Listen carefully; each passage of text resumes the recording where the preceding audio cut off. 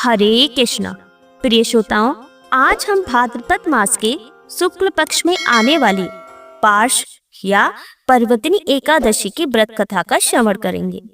लेकिन एक बात का विशेष ध्यान रखिएगा, अगर आप इस कथा को सुन रहे हैं तो पूरा सुनिएगा।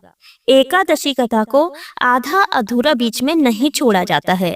श्री कृष्ण कहते हैं, जो भी एकादशी की कथा को बीच में छोड़ता है उसे घोर नरक की प्राप्ति होती है।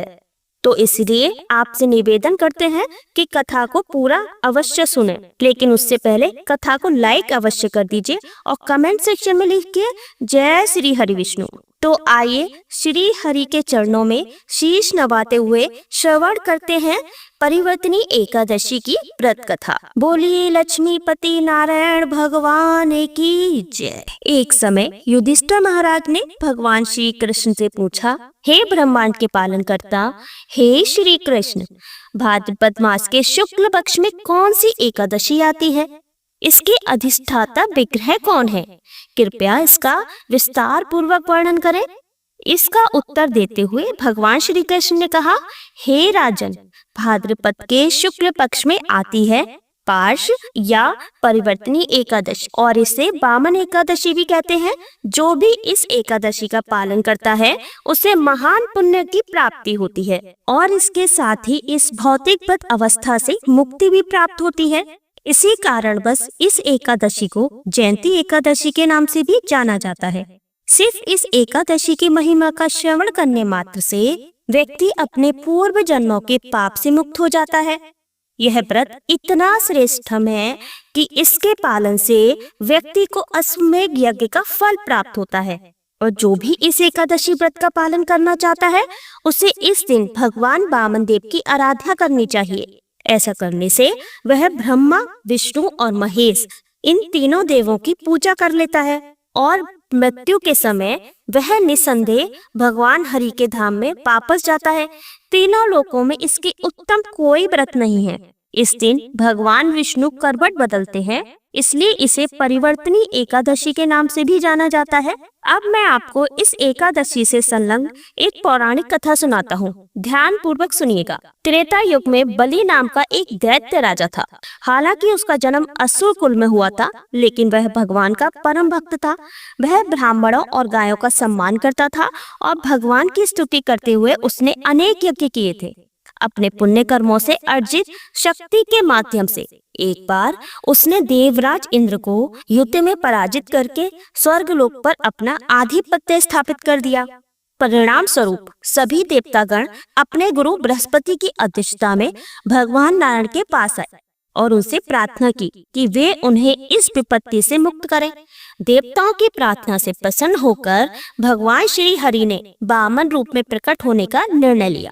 इस प्रकार भगवान श्री हरि बौने ब्राह्मण यानी कि वामन स्वरूप में माता अदिति और कश्यप ऋषि के पुत्र रूप में प्रकट हुए और बलि महाराज जहां अश्वमेध यज्ञ कर रहे थे उस स्थान पर पहुंच गए।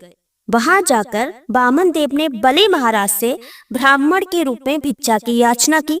वामन देव की प्रार्थना पर बिना विचार किए बलि महाराज ने वामन देव को भिक्षा देने का संकल्प ले लिया और सबके आश्चर्य के बीच भगवान वामन देव ने बलि महाराज से 3 पग भूमि दान मांग ली।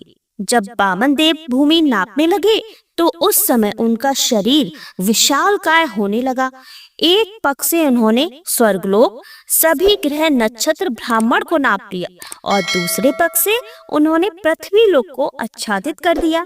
यह देखकर वहां उपस्थित सभी लोग आश्चर्यचकित रह गए।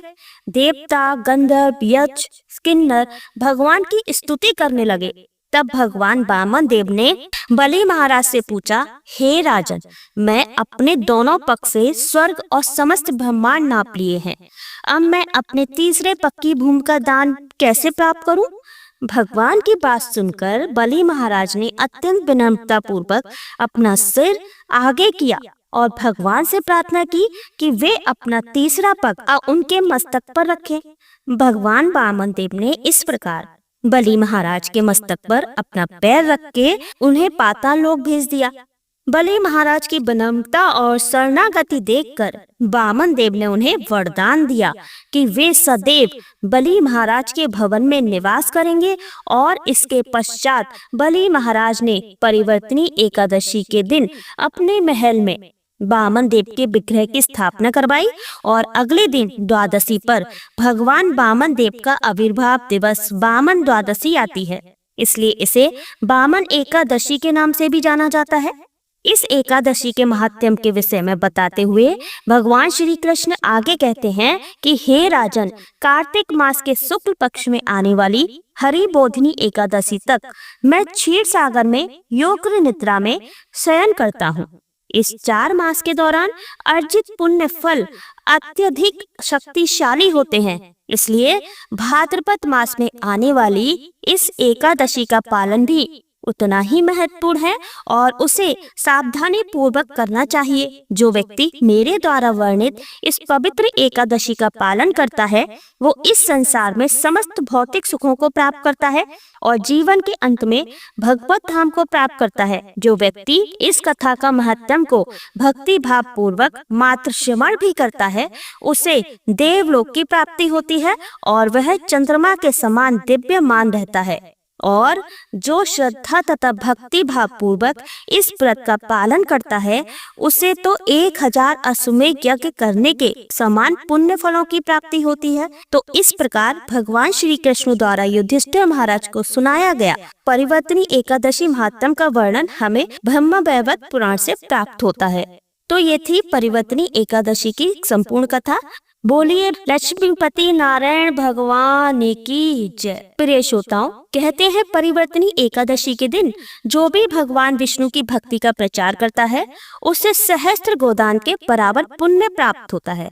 अगर आप चाहते हैं कि भगवान श्री हरि की विशेष कृपा आप पर बनी रहे और अगर आपको हमारी मेहनत पसंद आए तो वीडियो को लाइक करके अभी हमारे चैनल को सब्सक्राइब कर लीजिए, क्योंकि कहा जाता है कि एकादशी के पावन अवसर पर जिसके मन में दूसरों का भला करने का भाव होता है ईश्वर उसके जीवन में किसी भी चीज की कमी नहीं आने देते। ये अवसर बार बार नहीं आता है, इसलिए अभी कमेंट में जय श्री हरि लिखकर वीडियो को लाइक करके चैनल को सब्सक्राइब अवश्य ही कर लीजिए और भगवान श्री हरि की कृपा अपने जीवन में आमंत्रित कीजिए।